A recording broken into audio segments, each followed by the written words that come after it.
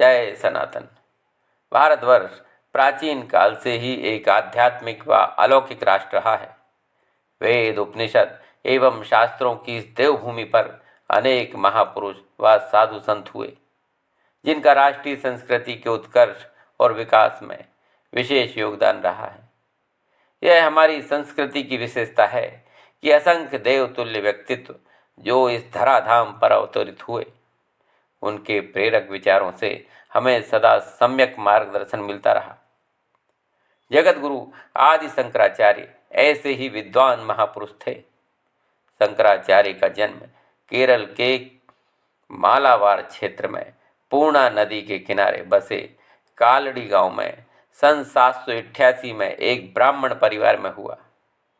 कहते हैं कि शंकराचार्य अपने माता पिता को ईश्वरीय कृपा के प्रसाद स्वरूप प्राप्त हुए। उनके पिता शिवगुरु और माता आर्यम्बा थीं। 5 वर्ष की आयु में ही शंकर के पिता का देवलोक गमन हो गया। शंकर बाल्यावस्था से ही शांत गंभीर प्रकृति का मेधावी छात्र था। कहा जाता है कि केवल 8 वर्ष की आयु में ही उन्होंने चारों वेदों का ज्ञान प्राप्त कर लिया। अलौकिक बुद्धि संपन्न शंकर ने 12 वर्ष की आयु तक ज्ञान की सभी शाखाओं पर अधिकार प्राप्त कर लिया और 16 वर्ष की आयु में उन्होंने वेदांत पर भाष्य लिखा, जो उनकी एक महान कृति है। दोस्तों, ध्यान दीजिए, यदि आप भगवद गीता, अष्टावक्र गीता या अन्य सनातन ग्रंथों के श्रवण का आनंद लेना चाहते हों तो इसी चैनल पर अनेक सनातन ग्रंथों की व्याख्या बड़े ही सरल शब्दों में की गई है। कृपया चैनल को सब्सक्राइब अवश्य कर लीजिए और सनातन ग्रंथों के श्रवण का आनंद लीजिए। गुरुकुल की एक घटना है जिससे पता चलता है कि निर्धन और पीड़ित जनमानस के प्रति उनके हृदय में कितनी सहानुभूति थी। गुरुकुल में यह प्रथा थी कि छात्र भिक्षा मांगकर अपने आहार की व्यवस्था करते थे। एक बार शंकर भिक्षा लेने निकले और एक घर के द्वार पर खड़े होकर बोले, माँ मुझे भिक्षा दो। 2-3 बार पुकारने के बाद उस घर की महिला सामने आई। उसकी आंखों से अश्रु बहने लगे। बालक शंकर ने स्थिति को भांप लिया और कहा, माँ आप जो भी भिक्षा दोगी उससे मुझे संतोष प्राप्त होगा। किंतु उसके यहाँ तो कुछ था नहीं। अचानक उस महिला को याद आया कि घर के पीछे कुछ आंवले लगे हैं। वह उनमें से कुछ फल तोड़कर लाई और बालक शंकर को दे दिया। शंकर ने भिक्षा ग्रहण करते ही लक्ष्मी देवी से प्रार्थना की कि वह उस सद्गुणी महिला पर कृपा करें। कहते हैं शंकर की इस प्रार्थना पर उस महिला के घर में स्वर्ण के आंवला फलों की वर्षा होने लगी और पूरा घर धन धान्य से भर गया। इससे लगता है कि निश्चित रूप से कोई अदृश्य शक्ति शंकर के अंदर व्याप्त थी। अब प्रश्न उठता है कि शंकर सन्यासी कैसे बने। ऐसा माना जाता है कि शंकर पर शिव की कृपा थी। एक दिन शंकर पूर्णा नदी में स्नान कर रहे थे कि एक मगरमच्छ ने उनका एक पैर पकड़ लिया और उन्हें पानी के अंदर खींचने लगा। पानी के भीतर मगरमच्छ से संघर्ष कर उस पर विजय पाना संभव नहीं था। तब शंकर ने समझ लिया कि अब उसके जीवन का अंत निकट है। उन्होंने अपनी माता को जोर से पुकारा। माँ दौड़ती चली आई। माँ को देखते ही शंकर ने कहा, माँ मेरी मृत्यु निकट है, क्योंकि मुझे मगर ने पकड़ लिया है। उसकी पकड़ से छूटना संभव नहीं। मुझे एक ही रास्ता दिखाई पड़ता है, मरने से पहले मैं संन्यास ग्रहण कर लूं। कृपया मुझे तत्काल संन्यास ग्रहण करने की अनुमति दें।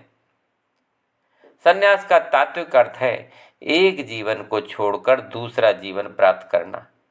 अतः संन्यास ग्रहण करने के निर्णय से वह मगर का शिकार बनने से आने वाली मृत्यु के बाद भी नए जीवन को प्राप्त कर सकेगा। यदि वह बच गए तो उन्हें नया जीवन मिलेगा और यदि उन्हें मरना ही है तो भी शरीर त्याग कर नया जीवन मिल सकेगा। पुत्र की दशा देख माँ ने संन्यास की आज्ञा दे दी और मगर ने शंकर को एकाएक छोड़ दिया और वह पानी में चला गया। शंकर सांसारिक जीवन की पकड़ से मुक्त हो गए। केवल अपनी दृढ़ इच्छा शक्ति से उन्होंने संन्यास ग्रहण किया और नया जीवन प्राप्त किया। शंकर ने माँ की व्यथा को समझा और कहा, माँ तुम चिंता ना करो, जब भी तुम मुझे स्मरण करोगी मैं चला आऊँगा। मैं ईश्वर से प्रार्थना करता हूँ कि वह मुझे आपके अंतिम समय में सेवा का अवसर प्रदान करें। गुरु की खोज में शंकर उत्तर दिशा की ओर चल पड़े। राह में अनेक सन्यासियों के आश्रमों को देखते हुए शंकर नर्मदा नदी के किनारे आ पहुँचे।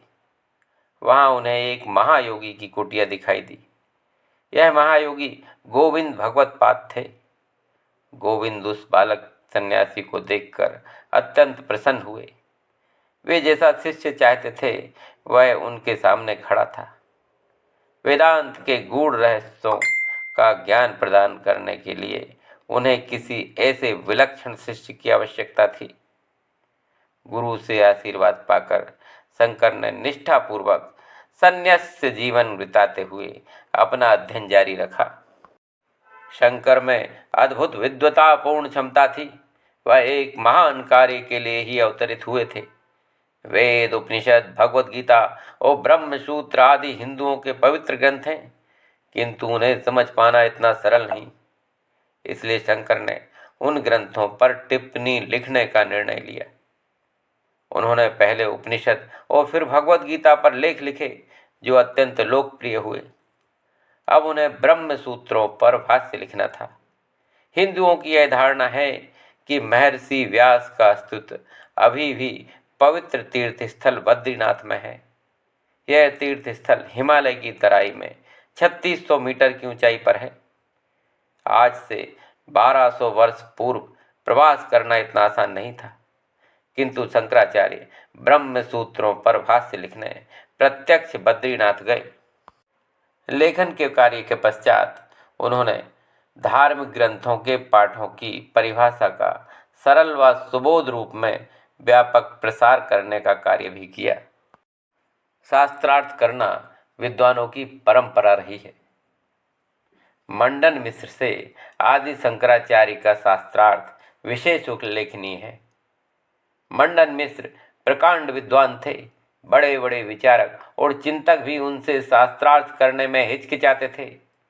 मंडन मिश्र महेशमती नगर में निवास करते थे। शंकराचार्य वहां गए और मंडन मिश्र उनसे शास्त्रार्थ करने के लिए तैयार हो गए। शास्त्रार्थ की यह शर्त हुई कि जो इस शास्त्रार्थ में पराजित होगा वह विजेता का शिष्यत्व स्वीकार करेगा। दोनों ही विलक्षण बुद्धिमान थे। अब प्रश्न उत्पन्न हुआ कि शास्त्रार्थ का निर्णायक कौन हो। मंडन मिश्र की पत्नी उभय भारती भी अति प्रतिभावान विदुषी थीं। उन्हें विद्या की देवी सरस्वती का ही अवतार माना जाता था, अतः उन्हें ही निर्णायक बनाया गया। शंकराचार्य और मंडन मिश्र के बीच शास्त्रार्थ कई दिनों तक चला। अंत में मंडन मिश्र ने अपनी हार स्वीकार कर ली और शर्त के अनुसार वे शंकराचार्य के शिष्य बने। आगे चलकर मंडन मिश्र ने वेदांत की सेवा में अनमोल कार्य किया और वे सुरेश्वराचार्य के नाम से विख्यात हुए। शंकराचार्य की दृष्टि में समूचा भारत एक पवित्र पावन भूमि है, जिसका कल्याण धर्म के अधिष्ठान पर ही संभव है। उन्होंने इस एकता के सूत्र को सुदृढ़ करने हेतु भारत की 4 दिशाओं में वेदांत की शिक्षा का प्रचार प्रसार करने के लिए 4 मठों की स्थापना की। श्रृंगेरी मठ की स्थापना उनका प्रथम पक था। यह दक्षिण भारत में वेदांत के प्रसार का केंद्र बना। फिर उन्होंने पूर्व में जगन्नाथपुरी में गोवर्धन मठ, पश्चिम में द्वारका में शारदा मठ तथा उत्तर में बद्रिकाश्रम में ज्योतिर्मठ की स्थापना की। उन्होंने सांस्कृतिक दृष्टिकोण से भारतीय इतिहास की रचना की एवं भारत की एकात्मकता के सत्य को यथार्थ रूप में परिणित करने हेतु 4 दिशाओं में आध्यात्मिक केंद्रों की स्थापना की। कुछ ही समय पश्चात शंकराचार्य को अनुभव हुआ कि उनकी वृद्ध माँ आर्यम्बा का अंतकाल निकट है, अतः वे कालड़ी लौटे। उन्हें पता चला कि माँ की मृत्यु समीप है, तो उन्होंने शिव भुजंग स्तोत्र और विष्णु स्तोत्र का पाठ किया ताकि माँ की मुक्ति शांति से हो सके और उन्हें स्वर्ग प्राप्त हो। कहा जाता है शंकराचार्य घर के बाहर ही थे और बाहर ही आकर उनकी माँ का देहावसान हुआ। कुछ विद्वानों का कहना है कि घर के दरवाजों को ही निकलवा कर शंकराचार्य ने माँ को दैहिक बंधनों से मुक्त किया। इसके बाद वे कश्मीर के शारदा निलय, जो सर्वज्ञ पीठ के नाम से विख्यात है, गए। शंकराचार्य भारत की लगभग 2 बार परिक्रमा कर चुके थे। वे दक्षिण के रामेश्वरम और कन्याकुमारी से कश्मीर तक तथा जगन्नाथपुरी से द्वारका तक यात्रा करते हुए अनेक तीर्थ स्थलों पर गए। उन्होंने अनेक मंदिरों का जीर्णोद्धार किया और लोगों को आदर्श जीवन जीने की प्रेरणा दी। उनके अनुसार आदर्श जीवन वास्तव में वही है जो ज्ञान, भक्ति, निष्ठा, वैराग्य आदि गुणों से परिपूर्ण हो। उन्होंने जन समाज को अद्वैत का मार्ग दिखाया, जिसका अर्थ है विश्व में सभी वस्तुएं ब्रह्म हैं और सभी एक हैं।